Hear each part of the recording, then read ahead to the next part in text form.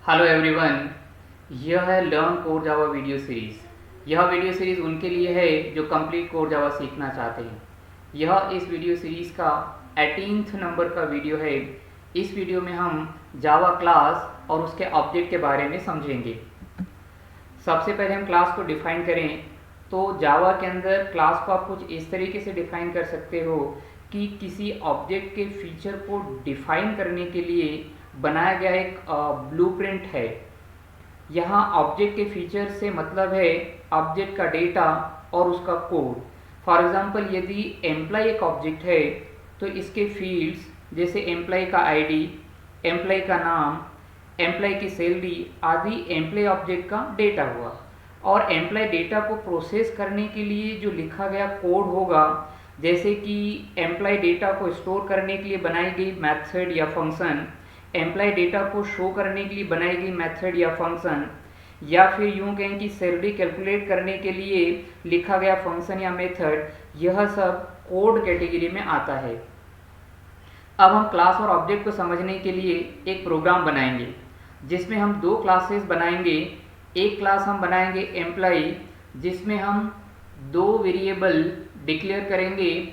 वो वेरिएबल होंगे empid और empName। यह डेटा कैटेगरी में आएंगे। उसके बाद में इसी क्लास में हम दो मेथड्स डिफाइन करेंगे, एक सेट मेथड डेटा स्टोर करने के लिए और एक शो मेथड स्टोर डेटा को शो करवाने के लिए। इसके बाद में हम एक और क्लास डेमो बनाएंगे। यह डेमो क्लास मेन क्लास होगी, यानी इसके अंदर हम मेन मेथड को डिफाइन करेंगे। यहाँ पे मेन मेथड के अंदर हम जो हमने एम्प्लॉय क्लास बनाया हुआ है उसके फंक्शनलिटीज़ को शो करने के लिए या यूँ कहें डिमॉन्स्ट्रेट करने के लिए कोड लिखेंगे। यानी हम एम्प्लॉय का ऑब्जेक्ट बनाकर उसकी मेथड्स को कॉल करने का कोड यहाँ पर डेमो क्लास के अंदर लिखेंगे। तो प्रोग्राम बनाने के लिए सबसे पहले आप एक demo.java सोर्स फाइल बनाएं। इस सोर्स फाइल में सबसे पहले क्लास एम्प्लॉय डिक्लेयर करें। अब इस एम्प्लॉय क्लास के अंदर सबसे पहले दो वेरिएबल डिक्लेयर करने के लिए लिखें, प्राइवेट इंट empid और फिर प्राइवेट स्ट्रिंग empName। यहाँ पे मैंने दोनों वेरिएबल empid और empName को प्राइवेट बनाया हुआ है। किसी वेरिएबल को या मेथड को प्राइवेट बनाने से मतलब यह है कि प्राइवेट जो मेंबर्स है, चाहे वो वेरिएबल हो या मेथड, इस क्लास के बाहर अब यूज़ नहीं हो सकते। जैसे यहाँ पे empid और empName एम्प्लॉय क्लास के बाहर यूज़ नहीं हो पाएंगे। अब यहाँ पे एक बात और हम डिस्कस करें इन वेरिएबल्स के बारे में, वह यह कि empid और empName दोनों वेरिएबल मैंने एम्प्लॉय क्लास के अंदर डायरेक्टली डिक्लेयर किए हैं, किसी मेथड के अंदर नहीं है। तो ऐसे वेरिएबल जो क्लास के अंदर डायरेक्टली डिक्लेयर होते हैं और उनके आगे हम स्टैटिक कीवर्ड भी नहीं लिखते हैं, उनको हम इंस्टेंस वेरिएबल्स कहते हैं। यानी यहाँ पर empid और empName यह दोनों ही वेरिएबल एम्प्लॉय क्लास के इंस्टेंस वेरिएबल हुए। अब मेन मेथड डिफाइन करने के लिए लिखें void set int id string name और फिर सेट मेथड के अंदर लिखें empid equal id empName equal name. यह सेट मेथड हमने एम्प्लॉय के ऑब्जेक्ट में डेटा स्टोर करने के लिए बनाया हुआ है।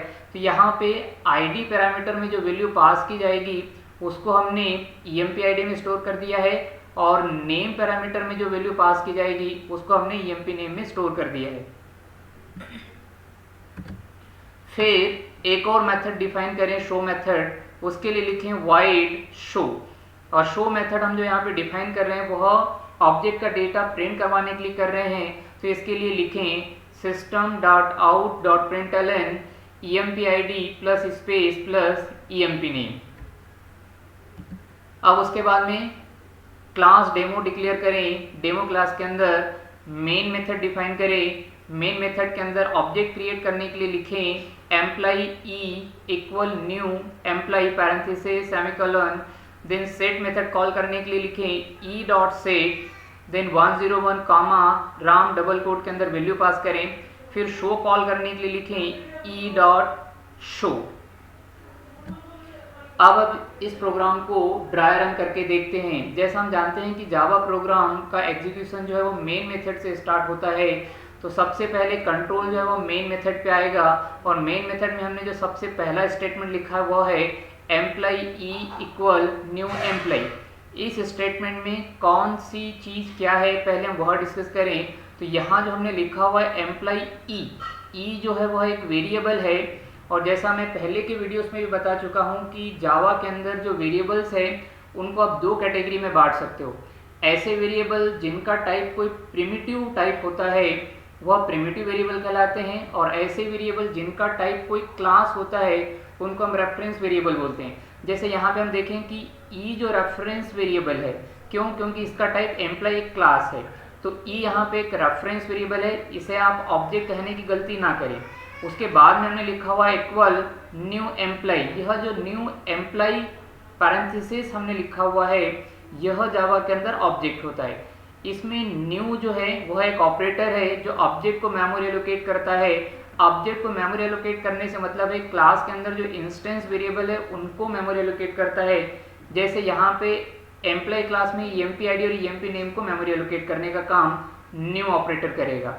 उसके बाद में हमने जो लिखा हुआ है एम्प्लॉय और पैरेंथेसिस, यह कंस्ट्रक्टर कॉल है।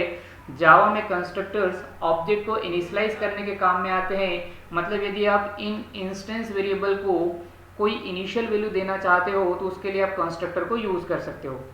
अब ऑब्जेक्ट को हम थोड़ा सा डिटेल में और डिस्कस करें तो जब भी आप जावा के अंदर ऑब्जेक्ट बनाते हो तो ऑब्जेक्ट के लिए जो मेमोरी एलोकेट होता है वो एक एरिया में होता है जिसको हम बोलते हैं हीप एरिया। फिर से मैं यहाँ पे इसको रिपीट कर दूँ कि जावा के अंदर ऑब्जेक्ट का जो मेमोरी एलोकेशन है वह हीप एरिया में होता है।